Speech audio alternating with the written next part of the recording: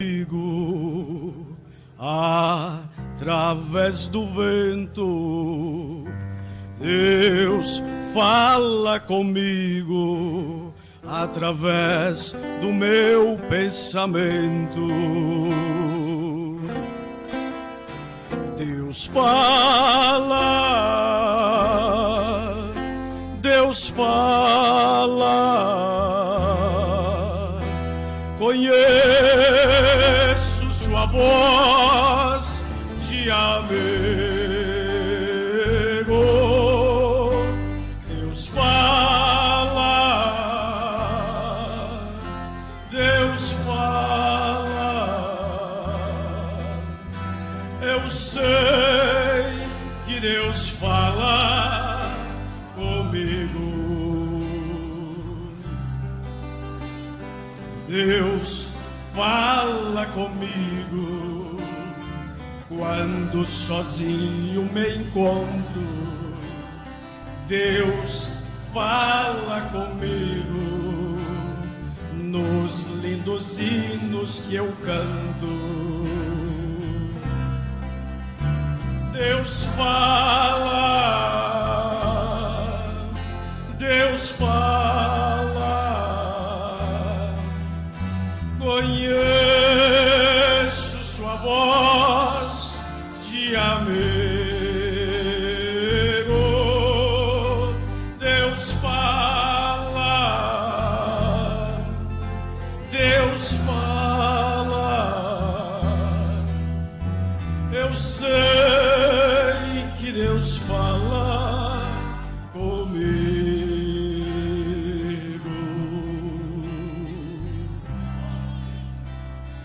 Deus fala comigo, por mais indigno que eu seja. Deus fala comigo no santuário da igreja. Glória a Deus, aleluia. Fala comigo, Senhor. Fala comigo, Senhor. Fala com esta igreja, Senhor. Continue falando. Conheço sua voz. Eu sei que Deus fala. Eu conheço a sua voz. O Senhor tem falado nesta noite, nesse dia. O Senhor tem falado nesta era. O Senhor tem falado no decorrer das eras de muitas maneiras. Ó Deus, nos dê, ó Pai, nesta noite o desfecho final, ó Deus, ouvindo a sua voz. Fala comigo, ó Deus, fala conosco. É o meu desejo, é a minha oração. Eu sei que Deus fala comigo. Aleluia. Glória a Deus. Amém. Boa noite, irmãos, com Jesus. Bom é estarmos aqui outra vez, cumprindo o propósito o que Deus tem nos colocado para fazer, né? Enquanto nós estivermos vivos, vamos trabalhar para Jesus, né? A melhor resposta é trabalhar para Jesus, a melhor resposta é trabalho. Que Deus nos ajude a cada um de nós permanecer no nosso posto de dever, amém? Vamos colocar de pé, irmãos, vamos ler a Bíblia. Peço perdão à igreja e os irmãos da técnica de som, estávamos com um assunto para estudarmos juntos, mas Deus quer que nós falamos de outra coisa aqui, para nós irmos para casa, porque tudo que nós ouvimos foi Deus falando conosco. Se nós apenas ficasse com isso aqui, poderíamos dizer que Deus nos deu aquilo que nós precisávamos de ouvir nesta noite, o alimento, a porção que cada um de nós precisávamos. Por isso nós devemos ser agradecidos por tudo. Tudo está na perfeita vontade de Deus. Cada hino, cada palavra, cada movimento foi para a glória do Senhor, para o louvor do Senhor. E há muita gratidão no meu coração. Salmo 119, versículo 59. Salmo 119, versículo 59. nós vamos falar um pouquinho sobre consideração, e assim nós vamos voltar para os nossos lares. Aleluia. Salmos 119, versículo 59. Eu lerei somente o versículo 59, os irmãos podem se assentar. Aleluia. Considerei os meus caminhos e voltei os meus pés para os teus testemunhos. Mais uma vez. Considerei os meus caminhos e voltei os meus pés para os teus testemunhos. Os irmãos podem se assentar. O versículo 60, o salmista Davi continua dizendo assim: apressei-me e não me detive a observar os teus mandamentos. Bandos de ímpios me despojaram, apesar disso. Eu não me esqueci da tua lei, e à meia-noite me levantarei para te louvar pelos teus justos juízos. Companheiro sou de todos, aleluia. Companheiro sou de todos que te temem. A terra, ó Senhor, está cheia da tua benignidade. Ensina-me os teus estatutos, aleluia. Glória a Deus que nos dá a vitória. O irmão Brana pregou esta mensagem considerando os nossos caminhos. No parágrafo 10, ele diz assim: e hoje à noite, se eu desse um título, eu gostaria de falar sobre o tema considerando os nossos caminhos. Você sabe, Davi ouve dizer que no tempo em que foi escrito esse salmo, que ele estivera em problemas, onde nós acabamos de ler. O irmão Brana dizendo aqui que quando Davi escreveu esse salmo, ele estava passando por problemas, por circunstâncias. E Davi era um homem como eu, como você, como nós. Amém? Desses problemas. E isso é o que emociona o meu coração. Emociona o seu coração também, irmão. Isso emociona o meu coração. Deus permite, aleluia. Deus permite para ver de qualidade que cristão nós somos. Deus permite, mas isso é suficiente, a graça, a misericórdia do Senhor Jesus Cristo. Todas as nossas fraquezas e problemas e frustrações, Deus já prometeu passar comigo, conosco, com você. Você não está sozinho nesta jornada, irmã. Pensa nisso. Isso é tudo que podemos pedir a Ele, sabendo que Ele conhece o caminho. Como Josué disse a Israel: vocês não viajaram por esse caminho antes? Nós também não. Nós estamos nesta viagem. E cada dia é um caminho que nós estamos conhecendo. Deus não nos permitiu nós conhecermos o futuro, porque se Deus permitisse nós conhecer o futuro, nós não conseguiríamos chegar ao final como vencedor. Mas Ele nos fez nós reconhecer a coluna de fogo, aleluia, reconhecer o sobrenatural de Deus, reconhecer que Deus tem alimento provido para nós em cada dia. Basta nós estar sendo agradecido, sabendo receber o bem de Deus, sabendo receber até mesmo o mal, sabendo testificar, ser agradecido em qualquer circunstância, porque o momento que eu e você está passando, irmão, é hora de aperfeiçoamento, é hora de sermos lapidados. Nós estamos sendo lapidados cada dia. Deus está estirando de mim aquilo que estorva, aquilo que está excedendo. Por isso a sua oração, a nossa oração deve ser assim: Senhor, faça-me a morrer a cada dia a mim mesmo. Ainda há muito de mim, ainda há muito de nós que está estorvando nós entrar em Cristo. Oh Deus, nos dá isso para nós. Você reconhecer que você precisa tornar a imagem exata de Deus. Todo homem tem que desaparecer. Por isso nós cantamos: vivas tu e morra eu, com todos os meus filisteus, com todos os meus egos, com todos os meus complexos. Vivas tu, Senhor. Amém? Cumpra a tua vontade em minha vida. Deus já prometeu passar conosco por isso. Olha, irmã, entenda, em todas as circunstâncias da sua vida, Deus prometeu, e você tem esse Consolador, o Espírito Santo, cuidando de você. Isso é tudo que podemos pedir a Ele, sabendo que Ele conhece o caminho. Como Josué disse a Israel: vocês não viajaram por esse caminho antes? Nós não viajamos por ele. Então, Ele conhece o caminho e Ele pode nos apontá-lo. Aleluia, glória a Deus. Eu posso ver Davi, sua casa estava sendo vigiada, Saul e seu exército estava sendo vigiado, sua casa para matá-lo.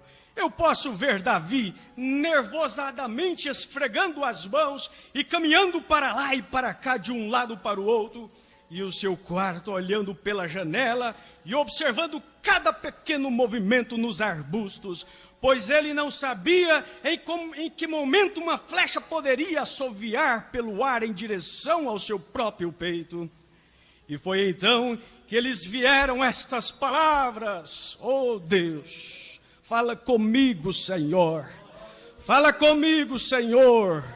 Fala comigo, Senhor.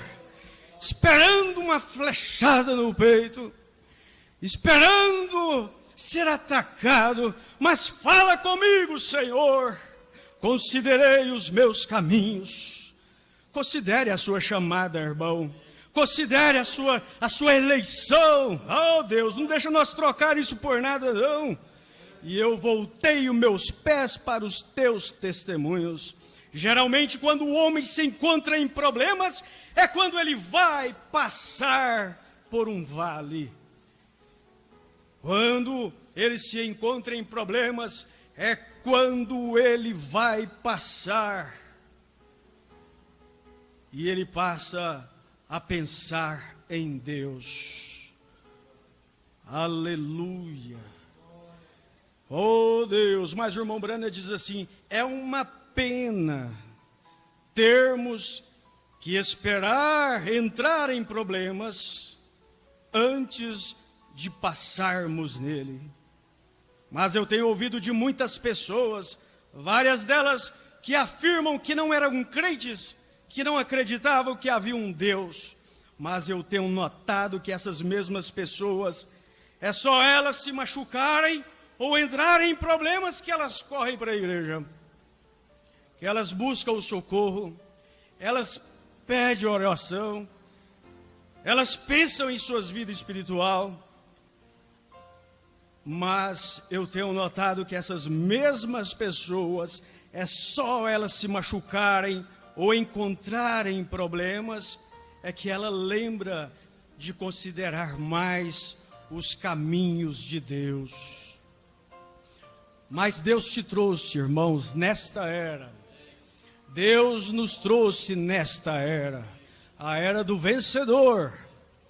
E nós estamos considerando os nossos caminhos, a sua chamada, a sua eleição. E pode tudo ficar contra você, ficar contra nós, porque nós temos o exército ao nosso favor, o exército de Cristo. Amém? Nós não estamos sozinhos. Deus está simplesmente com os braços cruzados e vendo como nós vamos passar, como nós vamos reagir. Como foi nos dito, enquanto estava morrendo no quarto do hospital, ele gritou: ó Deus, se existe um Deus, tenha misericórdia de mim. Você pode dizer coisas pesadas enquanto você está sentindo bem, mas quando a morte vier bater à sua porta, você vai mudar de opinião. No decorrer de meus dias, eu tenho visto muito desses homens que não se importavam com a igreja e não se importavam com Deus.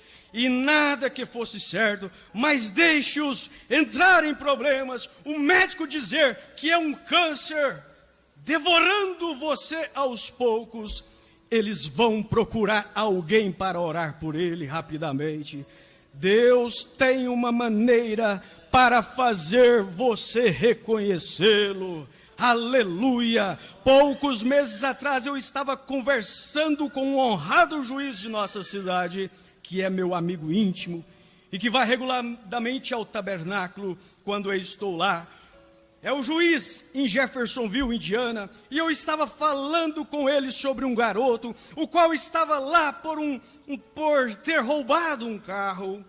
E eu conversei com o garoto por um tempo, e ele colocou o seu braço em meu ombro e disse: irmão Brana, se você conseguir que o juiz me perdoe uma vez mais, ele disse, eu prometo a você que eu ocuparei meu lugar na escola dominical, e eu estarei lá cada vez que as portas se abrirem. Bem, eu disse, filho, eu tenho pedido ao juiz muitos favores, mas você sabe, ele está sob o juramento, e ele tem que fazer justiça, mas eu vou falar com ele. E eu disse, juiz, sua honra, senhor, seria possível o senhor perdoar esse jovem uma vez mais? E ele me disse que tais e tais coisas ele faria. Eu nunca esqueço o que aquele juiz disse. Ele se levantou da mesa e veio até onde eu estava e tomou-me pela mão, e eu me levantei, colocou o braço sobre os meus ombros e disse, Billy, ele disse, cada homem que eu condeno à prisão quer se tornar um pregador, ele está em apuros, mas disse, eu tenho visto muito deles. Isso quando eles estão livres, quando eles são perdoados, quando eles cumprem as suas penas, eles esquecem de tudo. Isso quando se vê livre novamente, é geralmente no tempo de dificuldade que o homem busca a Deus. Quando Israel entrava em apuros, então eles buscavam a Deus. E quando os filisteus vinham sobre eles, e quando os exércitos da Síria se acampavam ao redor deles, então eles voltavam e pegavam a arca da aliança, e traziam, e cantavam hinos, e ofereciam sacrifícios. Mas então, quando Deus o abençoava e as suas necessidades eram todas supridas, então como o porco voltava para o lamaçal e o cão para o seu vômito. Parece que essa é a tendência dos seres humanos. Tem que ser empurrados para algo, empurrados para adorar ao Senhor. Se assentemos todos nós nesta noite e pensemos o que é maior que a vida eterna. Diga-me, que preço você daria pela vida eterna se você estivesse morrendo hoje à noite com 100 bilhões de dólares no seu bolso? Não poderia alcançar a vida eterna. Você não pode comprá-la. Dinheiro é imundícia aos olhos de Deus, se não for usado para o seu reino ou para alguma boa causa.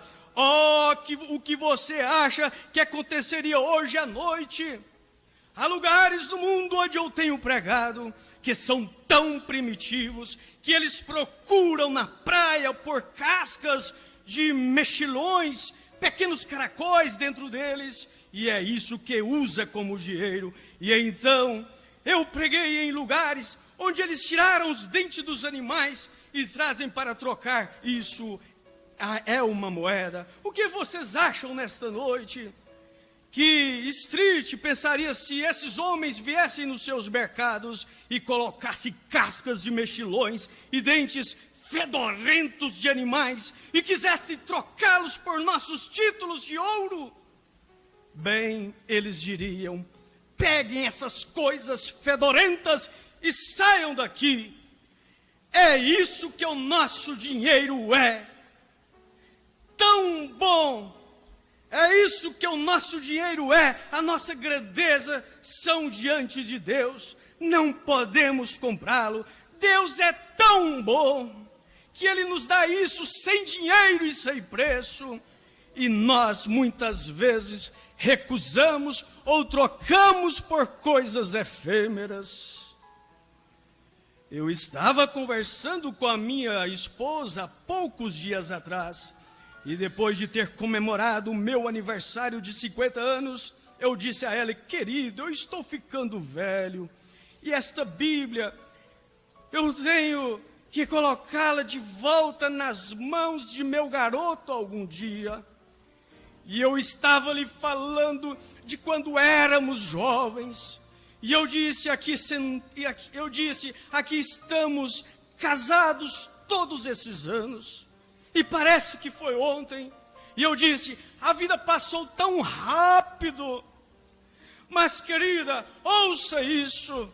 Eu disse, se Deus viesse a esse quarto e dissesse, eu vou te dar uma escolha, você vai viver outros 50 anos, aí você lembra da mensagem de manhã, e vai passar por pobrezas, por doenças e problemas, e ser rejeitado, e ser desprezado, e ter um tempo terrível. Você vai ter que mendigar cada refeição que comer nos próximos 50 anos. Mas ao final dos 50 anos, você terá vida eterna. Ou eu vou te dar o mundo todo e todo o dinheiro, e você vai voltar aos 18 anos e se tornar rei sobre o mundo por 1 milhão de anos. Mas ao final desse 1 milhão de anos, então é somente isso, viu? Eu diria, Senhor, deixe-me mendigar, ou qualquer coisa, simplesmente dê-me a vida eterna. Pois haverá um tempo quando não existirá nada de mim. Oh, eu desejo isso. Mas enquanto houver um Deus no céu, se eu tenho vida eterna, eu sempre viverei com Ele. Quando as eras se passarem, nós viveremos, porque somos parte de Deus, somos filhos dele, estamos ligados nele, é nele na raiz desde a descendência. É uma pena que tenhamos que ser pressionados a ser.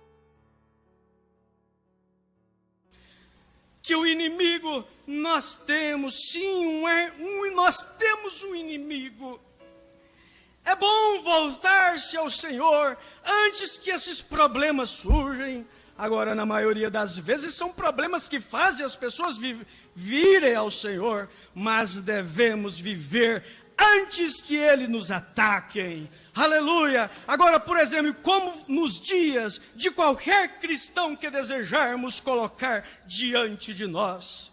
Eu estava pensando em um rapaz de cor. Ele tinha uns 25 anos, era uma espécie de vagabundo, como os chamamos hoje aqui. E ele era um rapaz de boa educação e finos modos, não um fugitivo ou um renegado, mas ele era um cavalheiro, apenas um camarada que gostava de ficar vadiando de um lugar para o outro, sem lugar para ir e nada para fazer. É um jeito horrível a levar a vida. Eu dei um jantar a um homem há algum tempo atrás, e ele era um vagabundo. E eu indaguei, quando você começou isso? Ele respondeu, há uns 25 anos atrás. Eu perguntei, para onde você está indo? Ele declarou, a lugar nenhum. Eu interroguei, então para onde você vai? De onde você veio? E ele respondeu, de nenhum lugar. Eu perguntei, quanto tempo você espera ficar assim? Ele disse, não sei, sem ambições. Bem, um cristão deve ser a pessoa mais ambiciosa do mundo. Levar esse glorioso evangelho de vida eterna para um mundo moribundo e perecível. Devemos estar acima disso. Esse rapaz vagueou para as florestas do norte, para uma região onde eu costumava caçar muitos anos atrás, a caça do veado.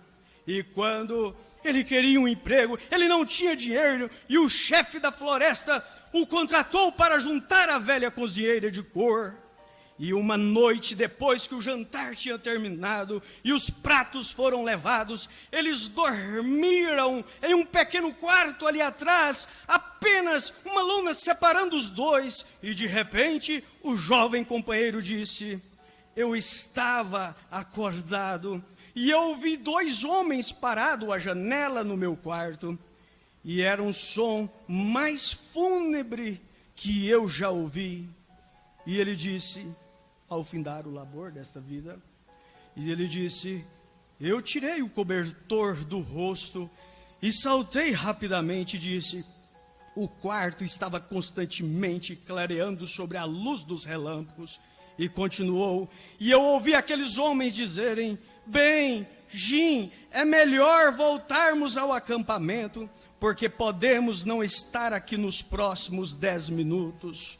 O Tornando está vindo nesta direção.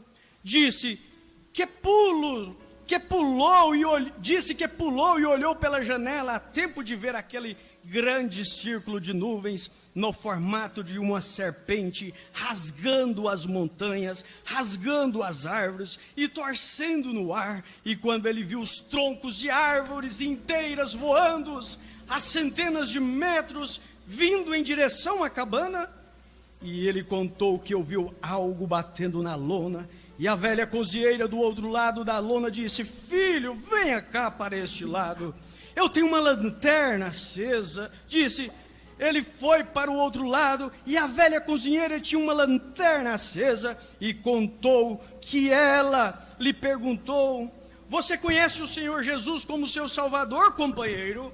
Ele respondeu: não, senhora, eu nunca orei em minha vida. Bem, disse, você deveria estar orando. Oh Deus, você deveria estar orando.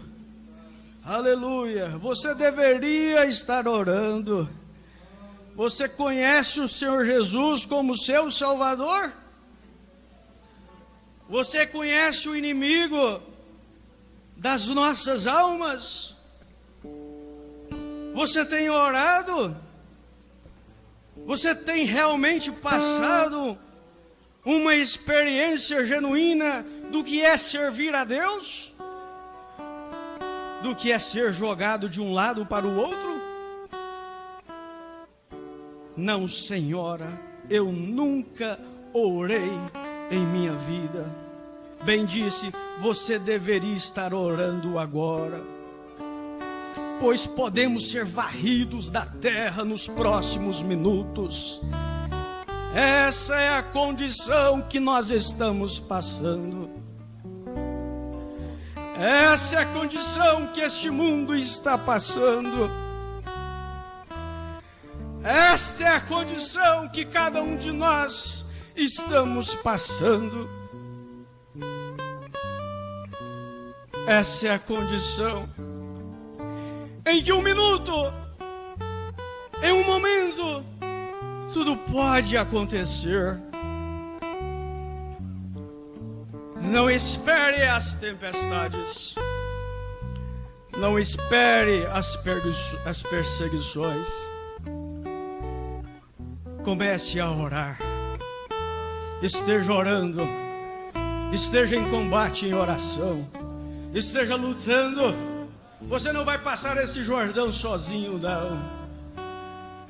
Aleluia, Deus está advertindo este mundo amaldiçoado pelo pecado.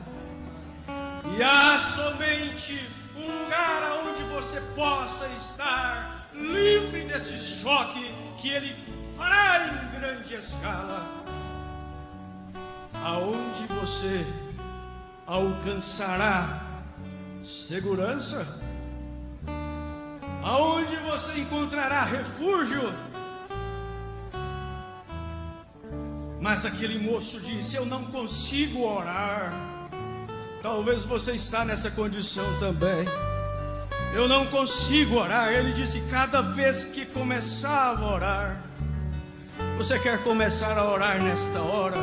Querido Deus, disse, naquela hora uma árvore batia na cabana. Ele me disse, ele contou: reverendo, eu estava com muito medo de orar. Deus, parece que é tanto problema e você não tem forças nem para orar. Não temerei mal algum, porque tu estás comigo. Ainda que eu ande pelo vale da sombra da morte, eu sei que o Senhor está segurando as minhas mãos.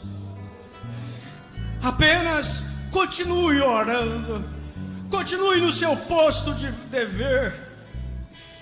Aleluia. E ele me disse: reverendo, eu estava com muito medo de orar. E ele disse: eu expressei: Senhor, se tu apenas me poupares, eu irei a te entregar em algum momento quando a tempestade cessar. E ele disse: é por isso que eu estou aqui nesta noite. Não há tempestade agora, irmã. Não há tempestade agora, que nesta fase presente da sua vida. Ainda não há tempestade, mas aquela promessa e as lembranças daquela hora ainda persistem em meu coração. Oh, e há muitos cristãos hoje à noite, cristãos professos, que estão enganados em relação à coisa que estão confessando a ser. Estão se enganando a si mesmo, estão se enganando em relação às coisas que estão confessando a ser. A morte virá rastejando pela porta um dia desses, e você irá considerar os seus caminhos. Então, como Jacó considerou os seus caminhos, ele permaneceu do outro lado do ribeiro e orou durante a noite toda. Se os cristãos considerassem os seus caminhos e se dirigisse a cada culto de oração, e se dirigisse a oração ao arrependimento, seria diferente. O mundo seria diferente, a igreja do Deus vivo seria diferente, o povo seria diferente. Foi Moisés descendo num velho caminho conhecido numa manhã, quando ele começou a considerar os seus caminhos. Deus tinha para ele um chamado para ser o libertador de Israel. O que ele fez? Ele foi pelo seu próprio caminho, em vez de tomar o caminho de Deus, e matou um homem. E quando ele estava considerando os seus caminhos, que fracasso ele tinha encontrado naquela hora, que fracasso ele tinha sido, e vivendo em luxúria, tinha trocado o seu ministério, a sua chamada, por o simples trabalho de ser pastor de ovelhas. Sem dúvida, em algum lugar, pelas ondas do rádio, pela internet ou neste edifício nesta noite, eu estou pregando para muitos homens e mulheres que Deus tem chamado para o ministério, e que pregam um caminho mais fácil, porque tinham mais dinheiro dele. Não havia. Você está pastoreando ovelhas quando você deveria estar pregando o evangelho. É tão fácil pegar o caminho da luxúria. E eu termino nesta hora dizendo para o irmão, e para você, e para mim, como uma palavra de ânimo: continue no seu posto de dever, continue sendo o melhor cristão, continue orando e dizendo assim: Senhor, ajude o pastor, ajude o meu irmão, ajude a minha irmã que está passando por esta tempestade, por esta circunstância, por esta enfermidade, mas me ajude também a considerar os meus caminhos, e quando eu estiver passando por problemas semelhantes, ajuda-me a me portar como um cristão genuíno, que tem chamado, que tem promessa, que tem sido eleito, que está ligado em Jesus desde a descendência.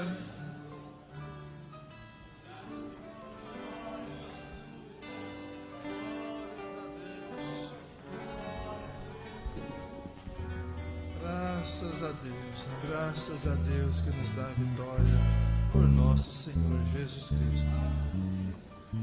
Deus continue abençoando o pastor Irineu, né, na sua palavra, na sua participação. Nós vamos já para os nossos lares, né? Aí, nós vamos ouvir o irmão Adeilson, o irmão Marcos cantar o hino de saída. Aqui os irmãos que nos acompanharam através da internet, o irmão Josué e família em Guarantã, né, no estado do Pará. Também a irmão Jael e família, casa de Tábua. Irmã Elivânia e esposo, né, seu esposo Valmir.